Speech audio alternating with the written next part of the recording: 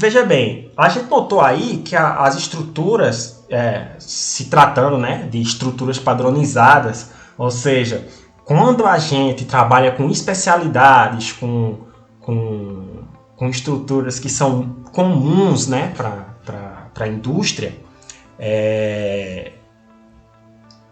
a gente percebeu que todas as condições de adaptabilidade, né, ou seja, a habilidade do teu projeto de se adaptar a novas condições.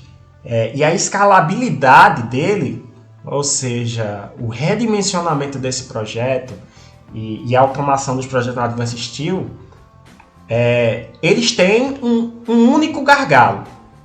E o gargalo é a manipulação manual do modelo. Ou seja, a manipulação que a gente faz no modelo 3D e o posicionamento das câmeras. De resto, todo o resto é um processo automático, não é? do Advanced Steel. Bom, Carlos, mas a gente conversou e explicou, né, que o software ele faz isso porque ele tenta atender várias disciplinas, vamos falar disciplinas, tá? Mas não são bem disciplinas, são coisas diferentes, tipo tubulação, estrutura, mas vamos dizer assim, ele tenta comportar estruturas diferentes dentro da sua modelagem. Por que, então, ele não torna esse gargalo que está envolvido no processo manual um fator a menos para a modelagem? Porque aí a gente teria um Advanced Steel para cada coisa, tá? E a Autodesk tem esse jogo de cintura de fazer softwares se especializarem em determinadas coisas para que eles conversem com outros softwares da própria Autodesk e eles se complementem. Para que, por exemplo, você se preocupe com a parte arquitetônica no Revit, você se preocupe com a parte estrutural no Robot, você se preocupe com a parte de fabricação no Advanced Steel, sem que eles precisem ser um único software, e eles possam trabalhar aí isso na parte do marketing deles, né? Bom, então, se o software, o Advanced Steel peca em ter inputs para projetos, né? Que geralmente são conhecimentos muito específicos que ele não dá conta. Como é que a gente faria, por exemplo, se a gente quisesse tornar a nossa estrutura orgânica, né? O que seria esse conceito aí de estrutura orgânica? Se fosse possível que a nossa estrutura fosse capaz de se readaptar, se ela fosse capaz de ler o ambiente de entrada e te dar um resultado na saída correspondente a esses valores de entrada, tá? Como é que isso seria possível, né? Aqui a gente conecta os dois pontos que foram discutidos até agora. O primeiro, que é o Dynamo, onde a gente tem uma modelagem assistida por programação, e ele é específico para essa aplicação. E a gente tem o Advanced Steel, que é um software BIM capaz de gerar modelos. E agora a gente coloca esses dois softwares para trabalharem juntos, tá? E aí a gente vem para o nosso caso, que é o meu caso de estudo, que no caso é a minha integração entre o Dynamo Studio e o Advanced Steel. E aí acontece o que a gente chama dentro do processo de geração de modelos em arquiteturas de projetos paramétricos. O que são projetos paramétricos? A gente vai introduzir, né, os nossos objetos de trabalho a partir do Dynamo com a modelagem assistida. E esses objetos vão ser capazes de se readaptar às entradas de projeto de acordo com as necessidades da pessoa, né? E a gente tem aí uma belíssima imagem da parte inferior de um transportador de correia.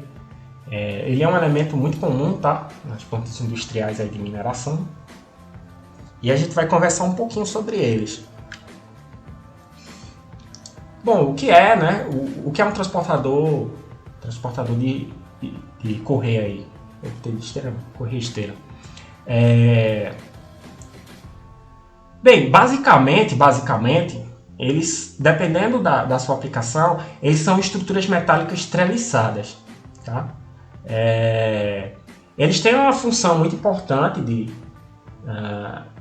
promover o transporte de diversos produtos e subprodutos aí das plantas mineradoras. Ele promove a conexão entre o processo de mineração. Começa na extração.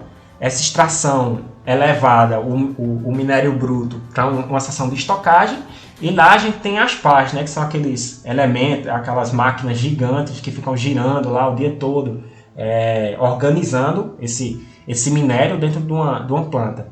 Os transportadores de esteiras, eles começam ali, tá? Eles promovem essa conexão do setor de estocagem, desse minério, do setor de estocagem, e ele faz um intermédio desse subproduto entre os processos, né? Lá, os processos de refino, as operações mecânicas que vão ter que acontecer para o refino desse material, até a descarga desse material lá nos navios ou trens de carga. Vai depender do tipo de transporte que aquela mineradora específica está trabalhando. Mas percebam que os transportadores de esteiras são elementos fundamentais dentro de uma planta mineradora.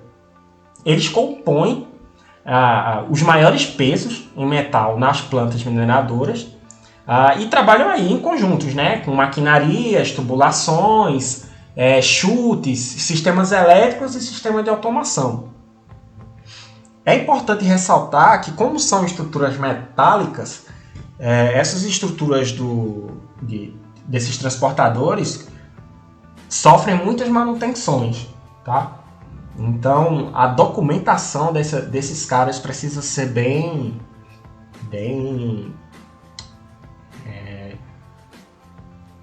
trabalhada, né?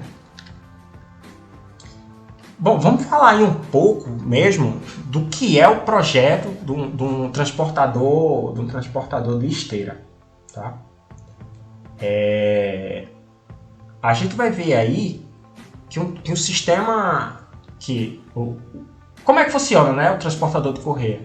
Ele é acionado por motores elétricos, onde a gente vai ter uma esteira que vai rolar sobre os elementos rolantes, que são elementos mecânicos, né, aí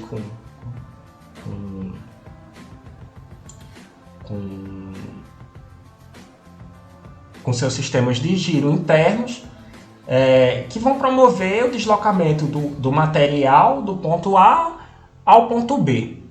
Tá? Ou seja, discretizando o projeto em si, a gente vai ver que a gente tem um sistema de correias, tem um sistema rolante, tem as treliças tridimensionais contraventadas, aí, tanto na vertical quanto na horizontal. Vamos ter elementos de conexões entre essas treliças, que vão ficar justamente aí em cima das torres, que vão promover a sustentação da elevação dessa estrutura. A gente vai ter as colunas ou torres, vai depender da aplicação, né? Se esse elemento ele vai ter uma elevação muito alta, a gente vai aplicar o termo de torres, porque são elementos mais treliçados. E quando for mais perto do chão, a gente vai ter só as colunas mesmo, que são elementos estruturais, simplesmente para fazer a separação entre a estrutura e o piso, né? O 00, a planta. E em alguns casos a gente tem cobertura, né, nessa estrutura para proteger esse minério. Ou seja, a gente falou aí um pouco quais são os padrões da geometrização do projeto em si.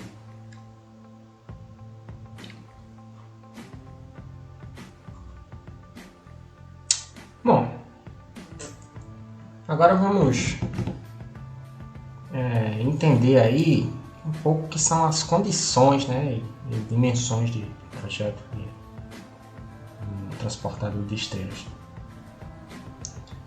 Como a gente está vendo aí nessas imagens no canto esquerdo, já é de se esperar que essas estruturas sejam estruturas grandes, mas elas podem chegar a quilômetros, tá? Quilômetros de extensão, porque as distâncias entre os processos, ou então as distâncias entre o ponto de mineração e o ponto de refino e saída, né, desse material, seja lá por trem ou por navio, às vezes precisam percorrer distâncias muito grandes, muito grandes.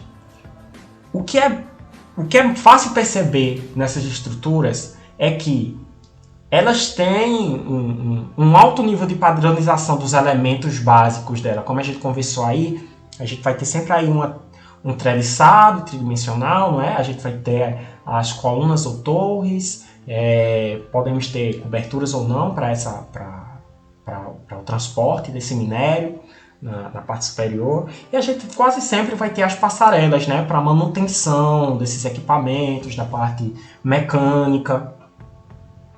A grande questão para esses projetos, como eles são muito longos, a gente não consegue sempre adaptar o ambiente ao projeto. Então, o projeto tem que se adaptar ao ambiente. Assim, a gente vai ter uma grande dependência topográfica ou altimétrica da nossa estrutura metálica na hora de criar o nosso projeto. Percebam que aí a gente tem um trabalho colossal quando a gente olha do ponto de vista da aquisição desses pontos no nosso modelo, modelagem, por essa falta de linearização, tá? de escalabilidade do nosso projeto ao longo do seu percurso. E para quem modela, logo se percebe um grande problema, que é a baixa ortogonalidade construtiva, né? A gente vai ter que criar aí diversos elementos de conexão que não são canônicos, ou seja, eles não fazem ângulos ortogonais lá em relação ao nosso CS, ao nosso ambiente, né, de modelagem. Isso gera diversos não retrabalhos, mas trabalhos em pontos específicos no nosso modelo que quase sempre, né, são absorvidos aí pela parte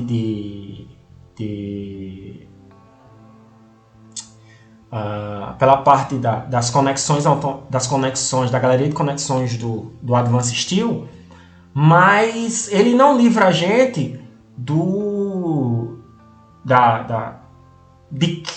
da criação desses elementos não ortogonais, né? No caso dessas vigas que vão estar saindo de posições, sei lá, que não estão no mesmo plano XY, não estão no mesmo plano XZ, e assim por diante.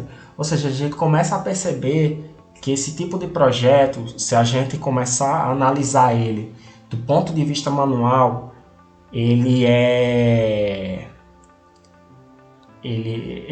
traz um grande recurso de tempo investido, um grande recurso de pessoas modelando ali caso a caso, ponto a ponto, e que a gente vai ter bastante trabalho, né, quando for executar todo esse projeto.